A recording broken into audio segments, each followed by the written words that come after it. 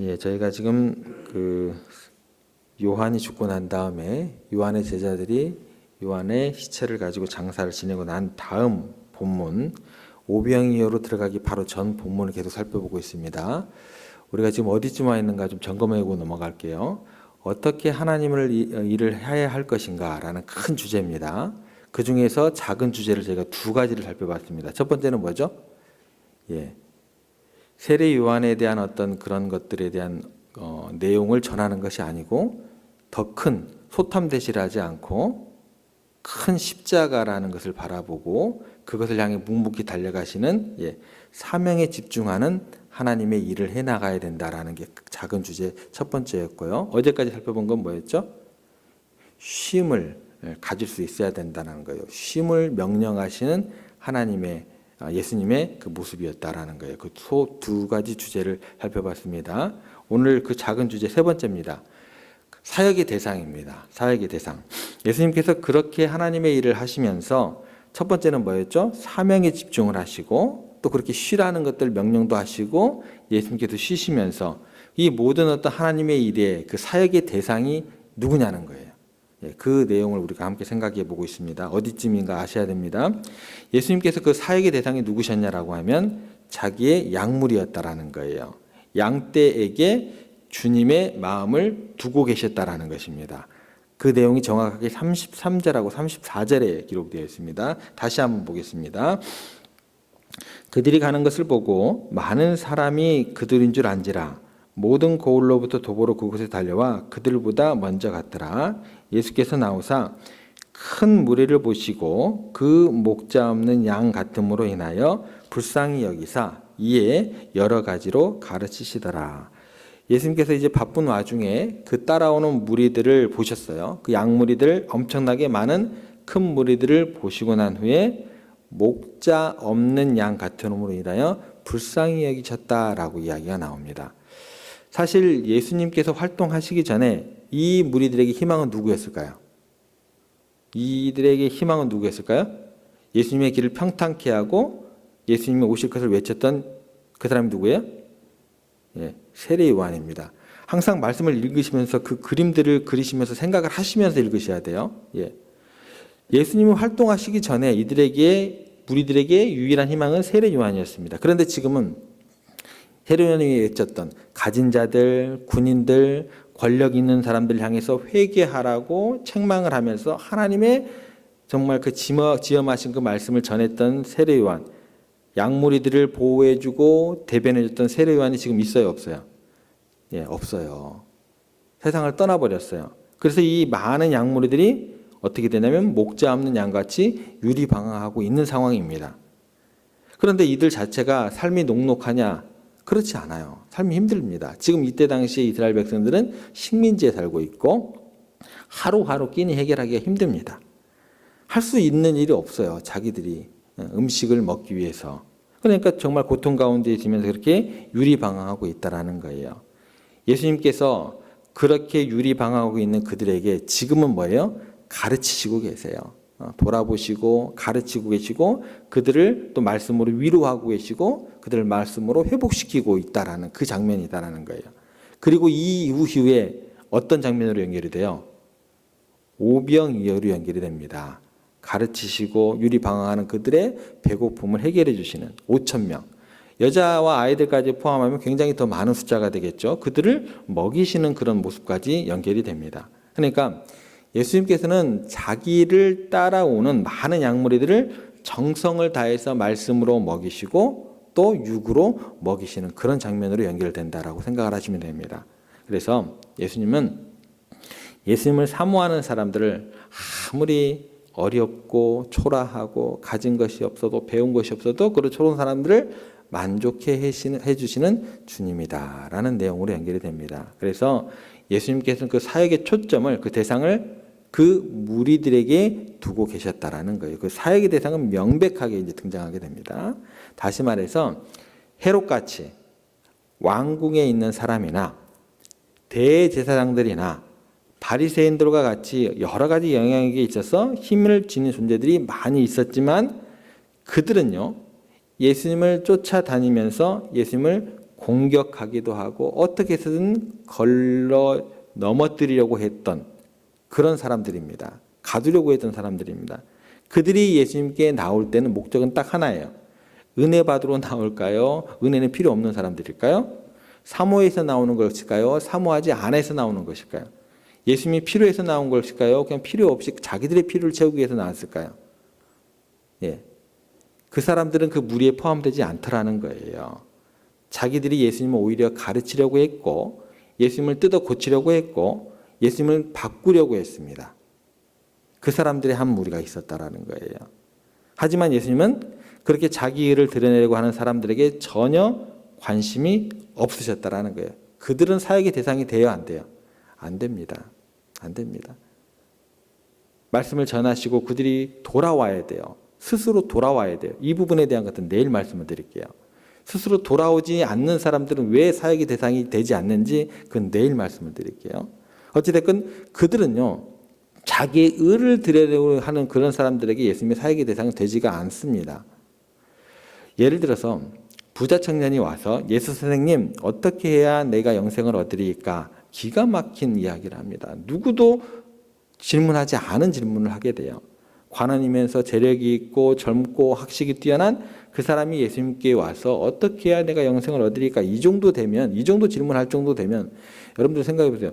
선생님들한테 질문을 하는 것도 공부 잘하는 학생들이 질문하잖아요. 그죠? 예. 이 정도 질문할 정도 되면 예수님이 붙잡으셔야 돼요. 제자로 삼으셔야 돼요. 그런데 예수님께서 충격적인 말씀을 하십니다. 뭐라고 했죠? 너 가진 거 다 팔아서 가난한 무리에게 나눠주고 나를 따르라. 그 사람이 하지 못할 일을 이야기하신 거예요. 그리고 쫓아내버리십니다. 정확히 얘기하면 쫓아낸 건 아니죠. 예, 자기가 근심하여 돌아갔다라는 거예요. 무슨 얘기냐면 예수님께서는 정확히 나오는 모습 가운데 그 사람의 마음 속이 어떤지를 중심을 어떻게 하시는 거예요? 아시는 거예요. 그 중심을 탁 건드시는 거예요. 예. 예수님께서 자기에게 나오는 사람들이 정말 하나님의 은혜를 사모하는지, 정말 예수님이 나의 주님이라고 고백하면서 필요로 하는지, 아니면 예수님을 이용해서 자기 의를 드러내고 자기 힘을 과시하고 예수님도 자기 편으로 만들려고 나오는지를 예수님께서 아신다라는 거예요. 그 본질적인 질문을 던지신다라는 거예요.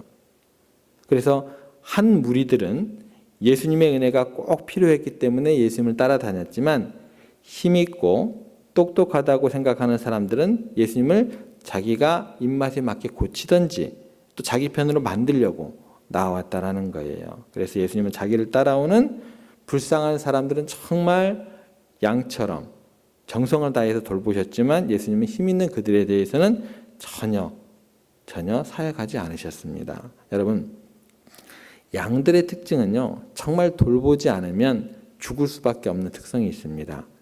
말처럼 양들은 빠르지도 않고요, 노새처럼 힘이 센 것도 아니에요. 그리고 양들이 깨끗해 보이지만 양이 어느 정도로 돌봄이 필요하냐면 양의 꼬리를 다 잘라주지 않으면, 꼬리가 길면 이 똥이 제대로 처리가 안 된다 그래요.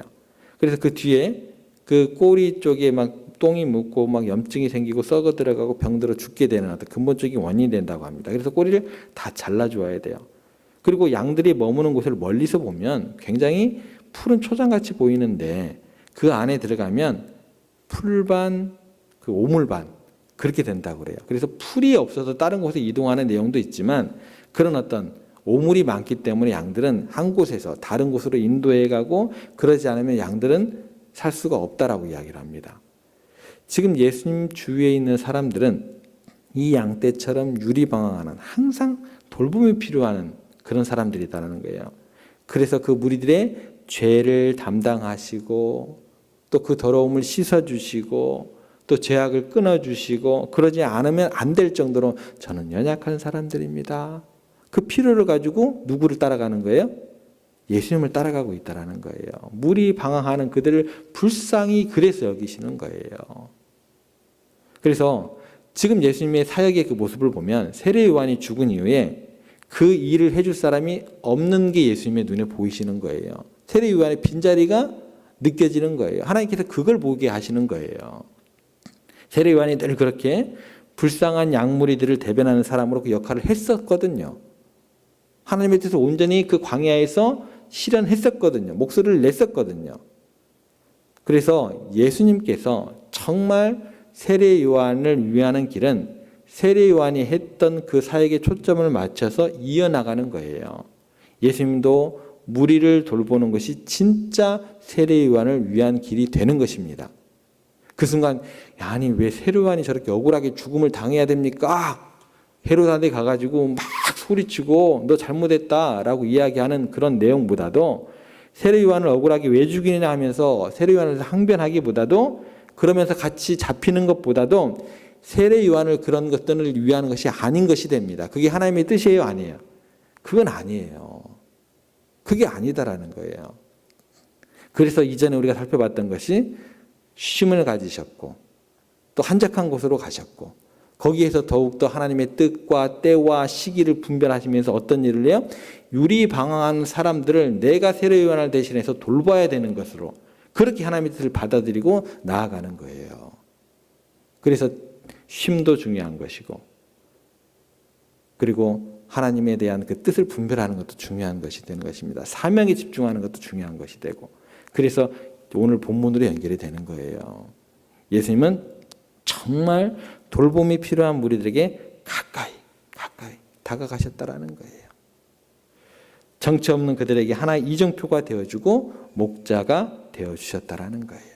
그렇게 연결이 되는 것입니다. 여러분들 사명에 집중하지 않고요. 주님께서 주시는 그 쉼에 대해서 우리가 누리지 못한다고 한다면요. 세례 요한이 했던 그 내용들이 무엇인지 세례 요한의 그를 정말 위하는 것이 무엇인지 몰라요. 갈 길을 몰라 헤매게 됩니다. 정말 세례 요한을 위하는 것이 정말 그 양떼들을 세례 했던 것들을 내가 다시 이어나가는 것이구나. 이것이 예수님께서 우리에게 주신 큰 은혜가 되는 거예요. 우리 그리스도인도 바로 이런 모습으로 살아가야 된다는 거예요. 예. 간단한 얘기는 아니지만요. 예. 여러분 예수님은 결코 배부른 사람들, 예수님을 자기 마음대로 하는 사람들을 위해서 오신 게 아니었습니다. 심령이 가난한 사람들, 실제로 애통하는 사람들, 이런 사람들을 주님이 필요한 사람들에게 다가가셨다라는 거예요. 오늘 이 말씀을 통해서 오늘 우리도 우리 자신을 돌아보기를 소망합니다. 우리는 심령이 가난한 사람입니까? 아니면 실제로 애통해야 하는 사람입니까? 이것이 예수님이 우리에게 주신 큰 은혜라는 것을 기억을 하시고 우리가 배부른 사람, 예수님을 자기 마음대로 하는 사람, 이 길은 가지 않아야 되겠죠. 우리가 심령이 가난하고 실제로 애통하는 사람이라고 한다면 예수님께서 사랑과 은혜를 우리에게 베풀어 주시는 것만큼 그것들을 경험할 수 있는 사람들이 될 것입니다. 예수님 우리를 긍휼히 여기시고 우리를 구원하시고 우리를 변화시켜 주실 것입니다. 우리 모두가 예수님을 제대로 알고 예수님과 은혜의 사랑을 경험하는 심령이 가난한 사람들이 우리가 되어야 할 것입니다. 더불어 우리는 주변에도 우리를 필요하는 사람들이 누가 있는지 살펴야 될 거예요. 예수님께서 누구의 사역을 대신하셨죠? 세례 요한의 사역을 대신해 주셨던 것처럼 우리들은 누구를 따라가는 사람들이에요? 예수님을 따라가야 되는 사람들입니다. 그래서 누구의 사역을 대신해야 돼요? 예수님의 사역을 대신해서 우리를 필요하러 하는 사람들에게 우리의 눈과 손과 우리의 마음과 우리의 발걸음이 어떻게 해야 돼요? 향하셔야 돼요. 그렇게 하셔야 돼요. 그것들은 어떻게? 사명에 집중하면서 우리에게 주신 쉼이라는 건 아무것도 하지 않는 것을 의미한다고 하지 않았습니다. 예.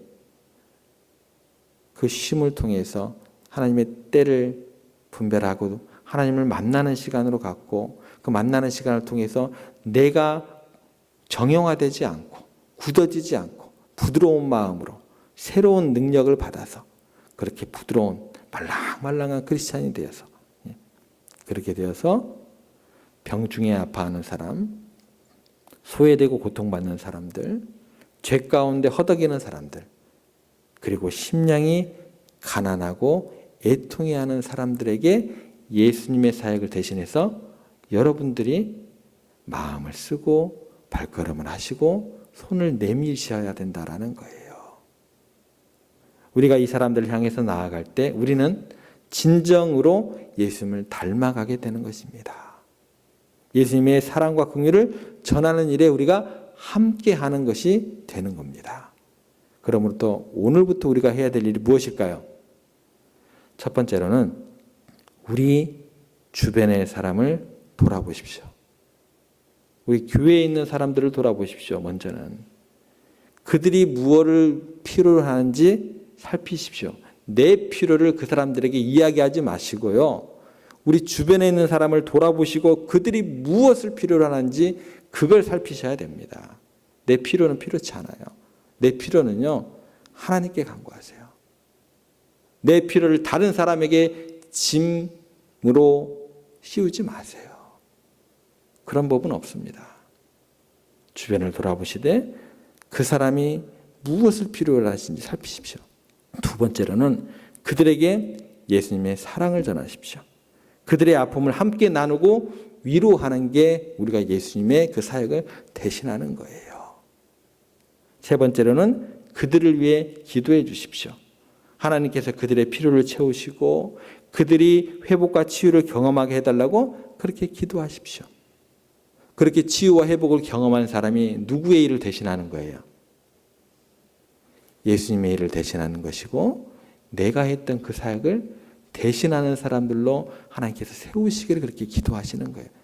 그렇게 공동체는요, 세워져 가고 그렇게 공동체는요, 아름다워지고 그렇게 공동체는요, 세상에 감당할 수 없는 믿음의 공동체가 되는 것입니다. 세 가지 말씀드렸습니다. 내 필요를 이야기할 필요 없습니다. 다른 사람의 필요를 살피시고 그들에게 예수님의 사랑을 전하시고 그들을 위해 기도하는 여러분들과 세종의 모든 가족들 되시기를, 그 일을 오늘부터 다시 시작하시고 우리가 예수님을 닮아가는 삶을 살아가는 가운데 세상이 하나님의 사랑과 긍휼이 넘치시기를, 그렇게 한 걸음 한 걸음 나아가는 우리가 되었으면 좋겠습니다.